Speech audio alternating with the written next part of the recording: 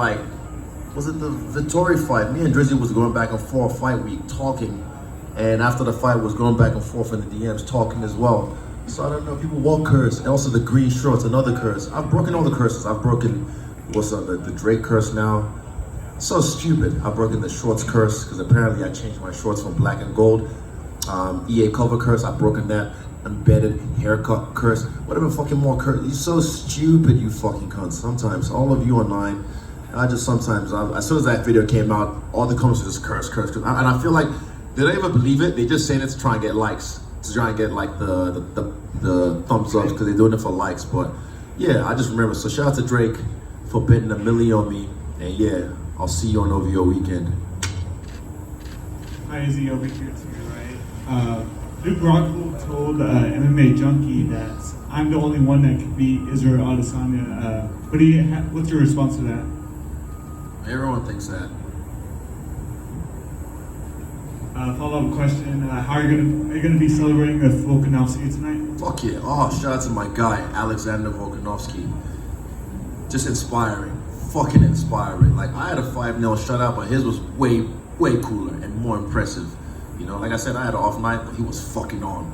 Ooh, and when he's on from the first round. He started talking to Max. Also, I said, shout out to Max Holloway. I'm a big fan. The guy's a cool dude, man. I've seen him around all week. He and his team are always really respectful, you know. But this is what we do. We go to war, and afterwards we show respect. So it's my team against his team.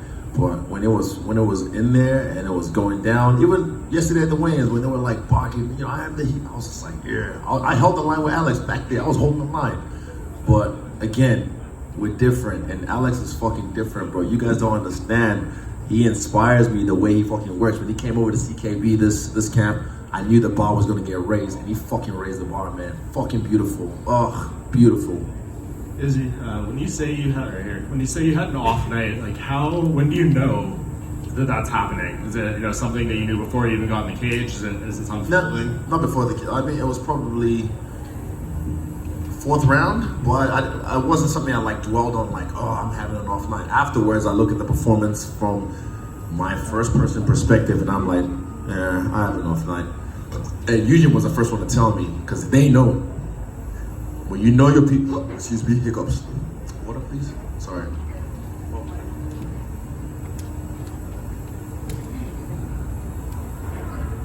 Just throw it up there.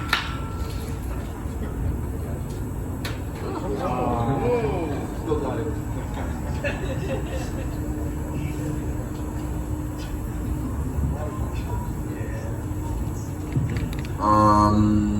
Off night, yeah. So my people who actually know me and love me, train with me, they know what I can do when I'm on, they see it. But again, like I said, I can kill the best man on my worst day. And I don't know if you've had your shower yet, or you kind of deep. Nah, I'll do that after the club. I got obligations to do. I'd rather just go to bed, but you know, they're gonna pay me lots of money to go drink and party, so I gotta go do that. Fucking hell, this is such a drink, Vegas. So what, I know you can't know what's gonna happen when you get in there and start thinking, but can you think right now what maybe the biggest positive you'll take away from this fight will be? I'm just grateful. Like I said all week, I felt so much love. There was a point this week, I got a little emotional at the PI, because upstairs I looked around and there was a CKB class upstairs at the PI, and you know,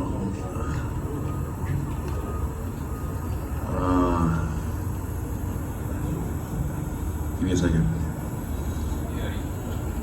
Like my brother, you know, we've talked about this. I don't like to harp on about it, like for you guys, because not for this, but I'm harping on about it because there's injustice.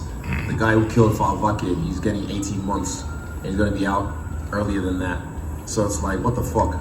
But there was a moment I had when I was looking around the class and seeing everyone just like training from my team. There was a lot of Kiwis and a bunch of Aussies as well. And I just felt emotional, and I just ran to the back of the PI, and I just kind of had a moment to myself, because I wished he was here just doing this shit with us. But I know he's looking down on us, inspired, and I know he's looking down on us, protecting us, along with EDK, Monu, Praveen, Pati, Wilman. And yeah, it's just one of those things that, for me, just being surrounded by my team, I just felt so loved this week. I felt so much love at the house we were at. I felt so much, just mind of the spirit. And then as the fight got closer, you know, our sport became a fortress for battle. And then, yeah, fuck, I feel good. But at the same time, yeah, I just love my team, man. I love my team. I appreciate that insight. And last thing from me, when Alex was in here earlier, he said, when you guys fight, I'm going to make him fight. The fact that he's already, you know, thinking that he wants to, you know, make it exciting or whatever his mindset is there, is that already kind of a win for you in a way that maybe he might try to fight outside of himself with it? Like I said, at the top, it's nice at the top. It's nice at the top. So whatever he feels he needs to do to make me fight, I fought tonight. I fought my ass off tonight. Yeah, I didn't feel like I was chilling or I was waiting. I was pressing the action. I was going for it. I was touching him up. But like I said, I was just critical because I couldn't get my power stuff going. I couldn't get the change-ups going. But he's a formidable opponent. You can't sleep on this guy because he'll sleep you. And I'm not here to fucking, you know, risk my health, risk my brain. And I do that, but I'm not gonna do it stupidly just for the entertainment of some grongos, some drunk folks. Izzy, earlier you talked about the moment with Jared, and I was wondering at the press conference, his answers were kind of rambling a little bit. It sounded like he was nervous, and you said, "Hey man, just keep it short and sweet." Yeah. Like, did you kind of sense in that moment like he was starting to get to him a little? I could feel it from that moment, the moment after that, with the stare down when I shook his hand, and at the weigh-ins as well. Like I was like, okay, he's not ready for this. But like I said, he picked himself up. He's a mature guy, I said. So I was like, he picked himself up later on in the fight. Like, I don't know what round, but I saw him right before the round, and he picked himself up with his breath, and I was like, huh. So I'm sure he does a lot of breath work as well. And yeah, he did what he had to do. And the last thing for me is you mentioned the nails earlier. Was there anything from the commission like? They're just pretty. They're not sharp. They're drip tips. They're not even. They call them French tips apparently, but they're not even made in France. So I call them drip tips. And my toes, they're kind of sparkly, black and sparkles. I like them. I don't know why fucking men are so insecure about what the fuck I wear. No, sorry, I'm not you guys. Not you guys. I don't know. My bad. I didn't mean to come to you. I just wondered like if the commission was looking and they were like, oh, what's going on? Like there was no. Yeah, a little bit, but they check and kind of I see the look on their face. They pause and I'm like, it's not that long. It's an illusion. It's just pretty. That's what I tell them. It's not that long. It's just pretty. Israel here? Israel down here, it's your left. When you made your walk with the Undertaker's theme, did you know that Vince and all them were actually? I found out this morning, but it wasn't a thing I planned. Like I said, the universe just provides, and it's a weird synergy, weird crossover. But I like it because I grew up on that shit. Did you get a chance to talk to them or see them backstage? No, I haven't talked to them. It'd be cool. I mean, I'm a big fan of Triple H. He just retired or became a Hall of Famer, which is cool. Yeah, he's a superstar as well, a legend in the game. So it's just cool to see guys like that. Yeah, well, I hope they enjoyed the show. Yeah, I had an off night, but still 5-0. It's crazy, isn't it? Alex won tonight. You won tonight. Kai is fighting in a few weeks. Could be 3 champions from City Kickboxing. Crazy. And and with no government funding as well, no government backing like the national rugby or netball team or cricket team or national football team. And yet here we are, this little old island in a little spot in the world, 3 champions in the biggest combat sports league on the fucking planet right now. How amazing is that? You know who we have? The people of New Zealand. They're the ones that back us, and we back ourselves. It's been a rough few years for you guys too. Yeah, with the fucking quarantine pandemic and your teammates, all that stuff, and then they gaslighting us as well. Oh, we're not blocking you guys. Meanwhile, they're letting the Indian cricket team into the country and letting them quarantine, letting the All Blacks quarantine in their own little bubble. But then they come to our bubble and break us up, hunting Dan. While he's getting ready for his fight. Threatening to arrest him for what? For fucking training. And then they're gaslighting us. So yeah, I don't do this for them anyway. They're the fucking bureaucrats. Fuck them. I do this for the people of the country, the people who support us as fighters. That's who I do it for, and the people around the world who support me as well, regardless of nationality or wherever the fuck you come from. If you fuck with me, I fuck with you, and I appreciate you. What does it say about your team that we have to overcome all that stuff and possibly have 3 champions in the UFC in a few weeks? mana, the aura on our team is just unmatched. It's unmatched. And I keep saying we're his favorite team in sports, and I keep thinking he's like just G'ing me up, but I'm my favorite team in sports. So yeah, and I believe him. Don't get me wrong, I believe him, and I appreciate that. But yeah, I love my team, man. Like I said, I just love my team, and I love the support I get from my team, and just we know us. We got us. That's it. Thanks, man. Is in the middle. The Drake curse was broken in What 2017. fucking curse! I broke that shit last year. It was broken. Let me go. You know what? I'm gonna post it on Twitter. Let me do it right now. Actually, let me do it right now. I'm gonna do something real quick. Hold up.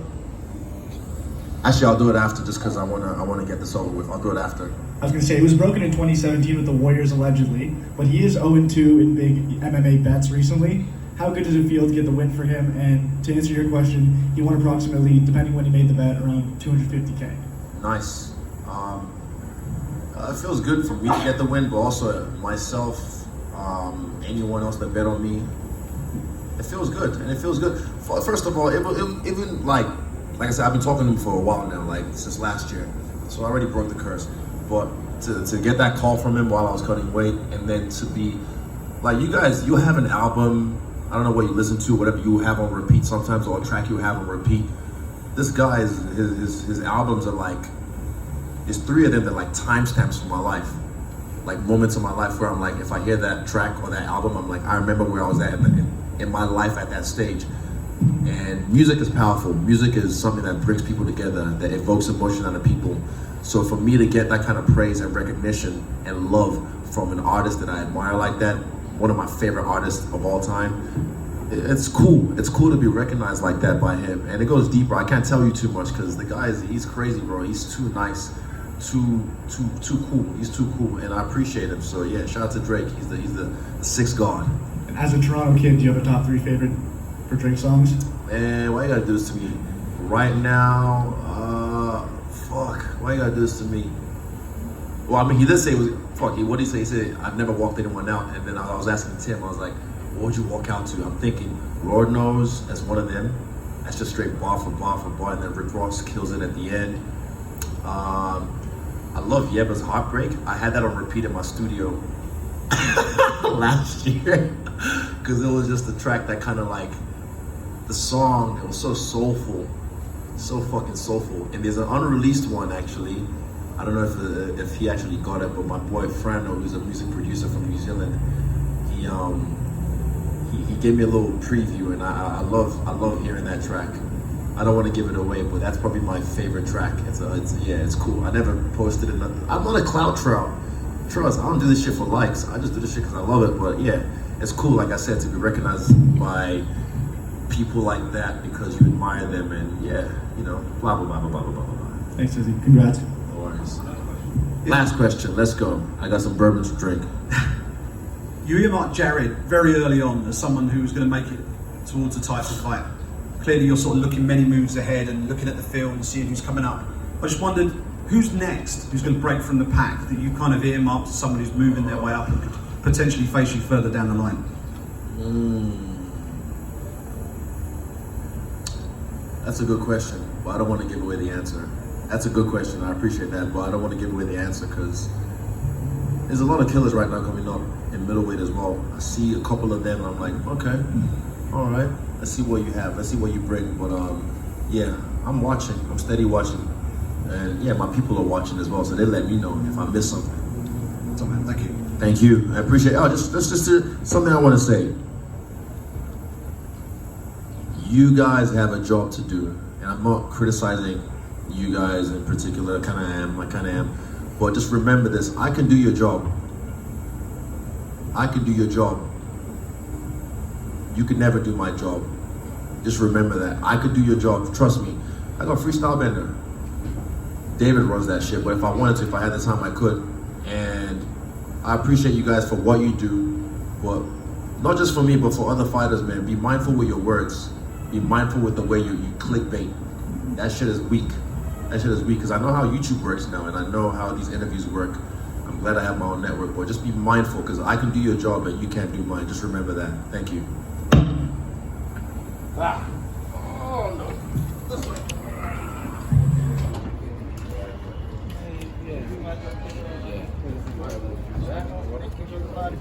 What else do we need? I got the bell. Would you like another one? Yes, please.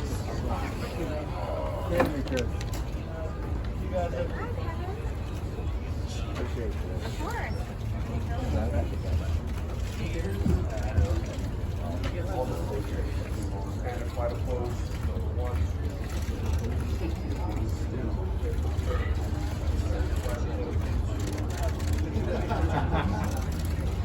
Thank you so much. I appreciate it.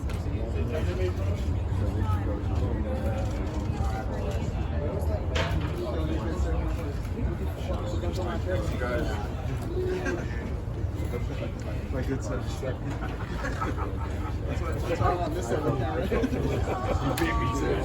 I do have a little of self-preservation. Oh my gosh, we're anytime. Bye, Kevin.